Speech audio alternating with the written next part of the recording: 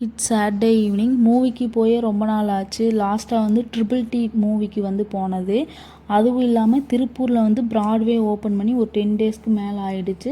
சரி ஓகே போகலாம் அப்படின்னு சொல்லிட்டு ஃப்ரைடேவே பார்த்தோம். ஃப்ரைடே பார்த்ததில் வந்து டிக்கெட் எல்லாமே மோஸ்ட்டாக வந்து புக் ஆகிடுச்சு. அப்புறம் கீழே தான் இருந்துச்சு. சரி வேணாம் சாட்டர்டே போய்க்கலான்னு சொல்லிட்டு ஃப்ரைடேவே வந்துட்டு புக் பண்ணி வச்சாச்சு. அதான் தாய் கிழவி மூவிக்கு தான் போயிருந்தோம். ஈவினிங் ஹஸ்பண்ட் ஒர்க் முடிச்சுட்டே லேட்டாக தான் வந்தார். அப்புறமா வந்து இங்கே வீட்டிலேருந்து நம்ம தேட்டருக்கு போகிறக்கு ஒரு 15 to 20 மினிட்ஸ் ஆகும். அதுவும் இல்லாமல் அங்கே பாலம் போடுறதுனால வந்து வேறு வழியோ இன்னொரு வழியோ சுற்றி தான் போகிறது மாதிரி இருந்துச்சு. சாட்டர்டே ஈவினிங்கிறதுனால வந்து பஸ் ஸ்டாண்டு சைடு ஃபுல்லாகவே டிராஃபிக்காக தான் இருந்துச்சு.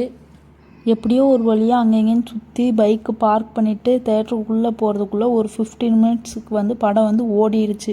உள்ளே போனதுக்கப்புறம் யாஷ் வந்து ஒரு 10 நிமிஷம் கொஞ்சம் ஒரு அமைதியாக இருந்து சைலண்ட்டாக இருந்து மூவி வந்து பார்த்துட்டு இருந்தான். அதுக்கப்புறம் என்னன்னு தெரியலை, ஒரே அழுக கீழே இறங்கணும்னு சொல்லிட்டு.